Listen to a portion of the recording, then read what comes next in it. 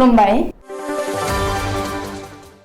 Bodoland इंखं television स्टुडिय'आव आं ललिता गयारी दिनै मोनाबिलिनि गाहाय रादाबफ्राव दं।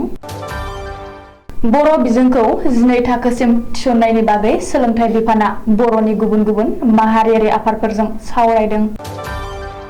सेबाया मोननै एप खुलिबाय, फरायसाफ्रा अनलाइन फरायनो हागोन। बिटिआरनि जुनार फिसिग्रा बिफानाव थिसनथाइनि थाखाय फोसावनाय साख्रिनि फोसावथाइखौ फोसावफिनबाय। भुपेन बराया गाद्दार एमएलएफोरनि फारिलाइ लाना दिल्लीयाव थांदों। धुबुरीयाव दैयाव गब'ना नखरसेनिनो 2 खुदियानि जिउ खहा। दिनै 23थि कारगिल देरहासार सान। मानास हादरारि हाग्रामा बासबारियाव दुंहाव थासारि। बङाइगावआव रिफाइनारिनि मुंखौ सोलायनानै बड'लेण्ड रिफाइनारि बिमुं खालामनांगौ बुंदों दिपेन बर'। श्रीरामपुराव 3 कौटिनिबो बांसिन बेसेननि गान्जा हमदों। दानिया फैदो आबुं रादाबाव।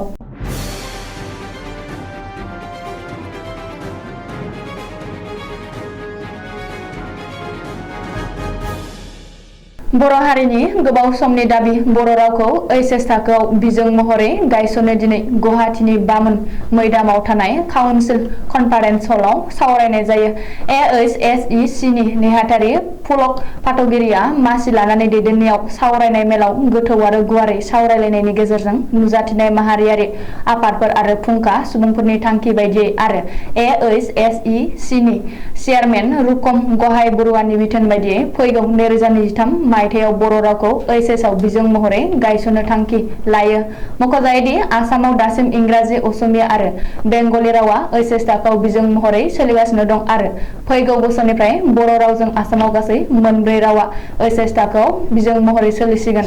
बे सावरायनायाव एबसुनि आफादगिरि दिपेन बर', गाहाय नेहाथारि खनिन्द्र बसुमतारी, बर' थुनलाइ आफादनि आफादगिरि थरेन बर', गाहाय नेहाथारि प्रसान्त बर', नेहाथारि Binay Kumar Narzary, Assam board of secondary secretary, Guwahati मुलुगसोलोंसालिनि बर' बिफाननि फोरोंगिरि डक्टर स्वर्णप्रभा सैनारी, बर' थुनलाइ आफादनि बड' पाब्लिकेसन बर्डनि लिरथुमगिरि कामेस्वर बर', थुनलाइ बर' आइजो अनसाय आफादनि आफादगिरि दिपाली नार्जारी, नेहाथारि मन्जुरि बर', बर' रेबग्रा जथुमनि आफादगिरि राजेन बसुमतारी, अदालगुरि जौसिन फरायसालिनि आयदा फोरोंगिरि डक्टर मायाराम बसुमतारी, बर' बाजार गोजौ फरायसालिनि आयदा फोरोंगिरि अरुण मुसाहारि आरो फानेरि जौसिन फरायसालिनि आयदा फोरोंगिरि प्रियंका बर'मोनहा बाहागो लानायजों लोगोसे मिरु एबसुनिफ्राय लोगो गाहाय नेहाथारि दिनेश ब्रह्म, सुबुं फोनांजाब नेहाथारि सरनजित नार्जारी, अभिजित नार्जारी, लोगो सोलोंथाइ नेहाथारि रमिय बसुमतारी, गेलेमु नेहाथारि गणेश बसुमतारीजों लोगोसे दिल्ली दालाइ एबसुनि बिबानगिरि उर्खाव बर'मोनहा बाहागो लायो। सेबाया दिनै 2 जर'खा एप खुलिदों। फरायसाफोरनि थाखाय बे 2 एपखौ सेबाया खुलिदों। बे एपनि गेजेरजों फरायसाफ्रा अनलाइन फरायनो हागोन। सोलोंथाइ मन्थ्रि डक्टर रमेश पेगुआ दिनै सेबाया फोसावनाय 2 एपखौ बेखेवबाय। बे हाबाफारियाव सोलोंथाइ मन्थ्रिजों लोगोसे रायजो सोलोंथाइ बिफाननि बोसोनगिरि डक्टर ननि गपाल महन्त आरो सोलोंथाइ बिफाननि गोजौ थाखोनि अफिसारफोरा बाहागो लायो। रिपर्ट बादिब्ला सेबाया फोसावनाय बे 2 एपनि गेजेराव मोनसे एपनि गेजेरजों फरायसाफ्रा अनलाइन स्पकेन इंलिश कर्स फरायनायनि खाबु मोनगोन आरो गुबुन मोनसेखौ एपआव आनजादनि रिजाल्ट आरो थांनाय 2016 मायथाइनिफ्राय एइचएसएलसि आरो आसाम हाइ माद्रासनि लेगेसि डाटाखौ मोननो हागोन। बेनि अनगायैबो मेनेजमेन्टनि थाखाय थाबैनो मोनसे पर्टेल खुलिगोन होननानैबो सोलोंथाइ मन्थ्रिया फोसावदों। बे हाबाफारियावनो रमेश पेगुआ फोरमायनाय बादिब्ला सिगाङाव फोरोंगिरिफोरनि ट्रेन्सफारनि रोजा फाइल डिस्कफोराव गोग्लैनानै थायोमोन, नाथाय दा साननैसोनि गेजेरावनो सा 7716 फोरोंगिरिफोरखौ गिबि खोन्दोआव अनलाइननि जोहै ट्रेन्सफार खालामबाय। मोनसे एपनि जोहै फोरोंगिरिफोरखौ ट्रेन्सफार खालामनाय जादों। नैथि खोन्दोनि ट्रेन्सफार खालामनायाबो साननैनि गेजेरावनो जागोन। गुबुन फारसे रायजोनि 65,000 फोरोंगिरिफोरनो गंफा टेब्लेट राननानै होगोन। रायजोआव गोदानै गंसेबो फरायसालिखौ सोरखारि खालामनाय जानाय नङा। फरायसालि प्रभिन्सियेलाइज खालामनाय आयेन 2017 नि आवथायाव फैनाय फरायसालिफोरखौल' सोरखारि खालामगोन होननानैबो सोलोंथाइ मन्थ्रिया रोखायै फोरमायदों। बिटिआर सोरखारा गोरोन्थिखौ फोसाबफिनबाय। बिटिआरनि जुनार फिसिग्रा बिफानाव थिसनथायनि थाखाय फोसावनाय साख्रिनि फोसावथायखौ बिटिआर सोरखारा फोसाबफिनबाय। बिटिआरनि सेन्ट्रेल रिक्रुटमेन्ट बर्डआ समबारखालि मोनसे नटिफिकेसन फोसाबनानै सिगाङाव फोसावनाय फोसावथायखौ फोसाबफिनदों। मख'नो गोनांदि थांनाय 21 जुलाइखालि बिटिआर सोरखारा जुनार फिसिग्रा बिफान एबा एनिमेल हासबेन्डारि एन्ड भेटेनारि बिफानाव मोन 78 मासियाव थिसनथायनि थाखाय फोसावथाय होदोंमोन। बे फोसावथायाव आसाम सरकारनि आयेन बादिसो रिजार्भेसन लाखिना थिसनथाय होनायनि बाथ्रा मख'नाय जादोंमोन। नाथाय बिटिआर सोरखारनि बे फोसाबथायनि हेंथायै ससियेल मिडियायाव गोख्रों सावरायनाय आरो होबथानायनि थाखाय बिटिआर सोरखारा बै फोसावथायनि गोरोन्थिखौ फोसाबफिनबाय आरो 6 सिडुलनि आयेन बायदियै रिजार्भेसन लाखिनानै जुनार फिसिग्रा बिफाननि मोन 78 मासियाव थिसनथाय होनाय जागोन होननानैबो फोसावफिनबाय। आसाम प्रदेश कंग्रेस कमिटिनि आफादगिरि भुपेन बराया दिनै गद्दार एमएलएफोरनि फारिलाइ लाना दिल्लीयाव थांदों। बावैसो जालांनाय हादरगिरि बिसायख'थियाव सोर सोर एमएलएआ क्रस भटिं खालामनाय इउपिएनि बिजाथिनि सोलाय एनडिएनि बिजाथिनो भट होदोंमोन बैसोर एमएलएफोरनि फारिलाइखौ थियारि खालामना भुपेन बराया दिनै दिल्लीयाव थांदों। हादरगिरि बिसायख'थियाव क्रस भटिं खालामनाय एमएलएफोरनि हेंथायै मा राहा लानाय जायो बेनि बागै भुपेन बराया पार्टीनि हाइकमान्डारजों सावरायगोन। मिथिनो हानाय बादिब्ला कंग्रेसनि साद' गद्दार एमएलएफोरा क्रस भटिं खालामना दोलोनि हेंथा खामानि मावदों। नाथाय क्रस भटिं खालामनाय साद' एमएलएफोरा सोर सोर बेखौ दासिमबो रोखा खालामाखै। बबेखानि साद' गद्दार एमएलएफोरनि मुंखौ लाना दिनै रकिबुल हुसेनजों लोगोसे दिल्लीयाव थांगोन। बेले बेजे जानाय कंग्रेसनि बे साद' गद्दार एमएलएफोरखौ बयबो मिथिखागौ। नाथाय खौरां बिजोङाव फोरमायनाय माखासे जेंना दं। उननि समाव दोलोनि मावथि सोद्रोमाफोरनि फोरमायगोन होननानै एपिसिसिनि आफादगिरि भुपेन बराया खौरांगिरिनि सिगाङाव बुंदों।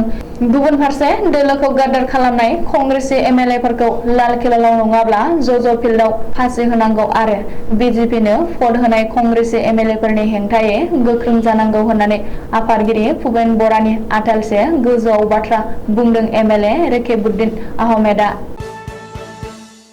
मोनसे दुखुनांथाव जाथाय दैयाव गबनानै नखरसेनि सानै खुदिया जिउ गोमादों। बे जाथाया धुबुरी जिल्ला बिलासिपारा पासानिगावआव जादों। बिलासिपारानि पासानिगावआव मोनसे नखरनि सानै खुदिया हाखराव गलांनानै जिउ गोमादों। मिथिनो हानाय बादिब्ला आबुं दै थानाय खरसे हाखरनि सेरजों थाबायलांनाय समावनो गादलिननानै 5 बोसोरनि बैसोनि नुरिना खातुन मुंनि हिनजावसाया दैयाव गलाङो। बेखौ नुनानै साखाथियाव गेलेनाय 8 बोसोर बैसोनि राकिबुल हुसेना हाखराव बारजुमनानै हिनजावसाखौ रैखा खालामनो नाजायो। नाथाय सानस्रिनो रोङैनि थाखाय सानैबो दैयाव गोदोलाङो। ओरैहाय बे जाथायनि बागै खौरां मोननाय लोगो लोगो जायगानि सुबुंफ्रा थांनानै हाखरनिफ्राय सानैबो खुदियाफोरखौ बोखाङो आरो देहा फाहामसालियाव लाना थांदोंमोन। नाथाय डाक्टरा थैबाय होननानै फोसावो। बबेखानि हाखराव गबना जिउ गोमानाय नखरसेनिनो सानै खुदिया सोमोन्दोआव बिबथै बियादै होननानै मिथिनो हादों। मख'नो गोनांदि बे जाथाया ओनसोलाव दुंहाव थासारि सोमजिहोदों। दिनै कारगिल विजय दिवस एबा कारगिल देरहासार सान। 1999 मायथाइनि 22 जुलाइ एबा दिनैनि सानावनो भारतआ पाकिस्तानखौ कारगिल दावहायाव फेजेनदोंमोन। बै समनिफ्रायनो 22 जुलाइखौ कारगिल देरहासार सान महरै भारत हादरनाङै फालिबोदों। भारतआ कारगिल देरहासार जानाया दिनै आबुं 23 बोसोर जाबाय। मख'नो गोनांदि पाकिस्ताननि हेंथायै बिमा हादरखौ रैखा खालामनो थाखाय दावहायाव बारसोमना भारत हादरनि गोबांसा बिर जवानफोरा मुंख्लं जादोंमोन। 2 दानसो सोलिनाय कारगिल दावहानि अपारेशननि मुंखौ भारतारि आर्मिया अपारेशन विजय मुं दोनदोंमोन।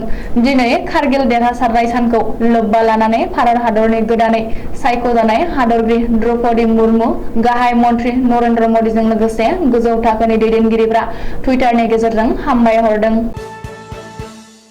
मानास हादरारि हाग्रामानि बासबारि रेन्जआव समबारखालि बेलासि समाव दुंहाव थासारि सोमजिदों।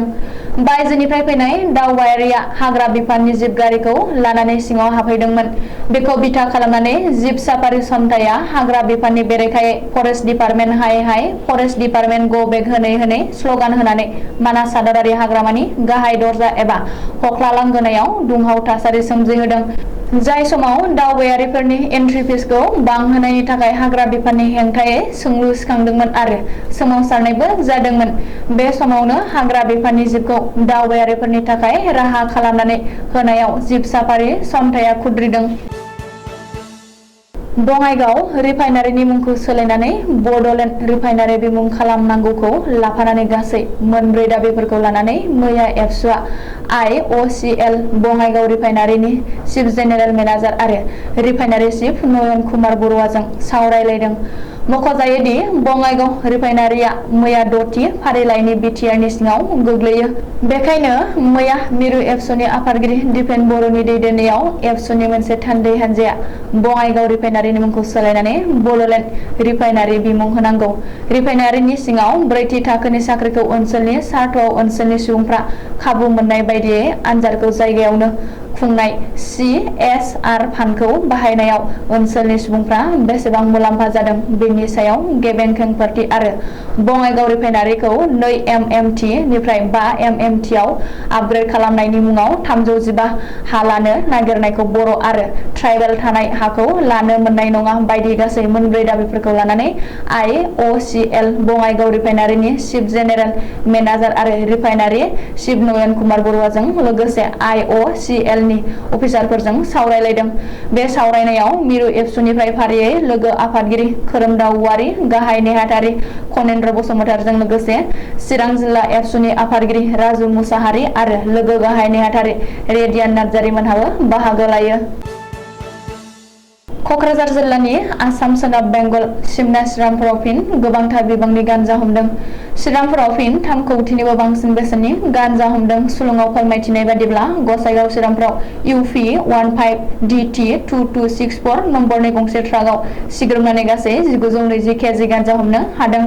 गान्जाजों लोगोसे ट्राक ड्राइभारखौबो पुलिसआ हमदों आरो ट्राक ड्राइभारखौ मणिपुरनि थागिबि फारुक हुसेन होनना सिनायथिनो हादों। बबेखानि हमना मोननाय गासै मोन 131 पेकेट एबा 1920 केजि गान्जानि बेसेना 3 कौटिनिबो बांसिन जागोन होननानै पुलिसआ सुलुङाव फोरमायदों। रिपर्ट बादिब्ला फारुक हुसेना कौटि रांनि गान्जाखौ गुवाहाटीनिफ्राय कलकाता फारसे लांनो नाजादोंमोन, नाथाय श्रीरामपुराव पुलिसनि जेआव नाङो। बबेखानि श्रीरामपुराव फिन गान्जा हमनो हानायखौ कक्राझार जिल्लानि SP बिजय कुमार थुबेआ गावनो थांनानै सुलाद लाहैदों होननानैबो मिथिनो हादों। दिनै मोनाबिलिनि रादाबा एसेनोसै। गोजोन्थों।